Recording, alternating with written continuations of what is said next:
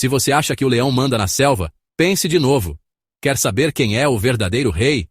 Então vamos colocar os pingos nos is. Leões na verdade reinam na savana, onde tiram uma soneca o dia todo e deixam as leoas caçarem. Poderosos? Com certeza. Mas isso é realeza de verdade? Na selva de verdade quem manda é o elefante. Forte, sábio e silencioso. Não precisa rugir para ter respeito. E tem também o tigre, que vive lá no fundão da mata. Ágil, estratégico e um mestre caçador que não precisa de plateia. E aí? Quem é o rei de verdade? O que faz mais barulho ou o mais esperto? Quem leva seu voto para o verdadeiro rei da selva?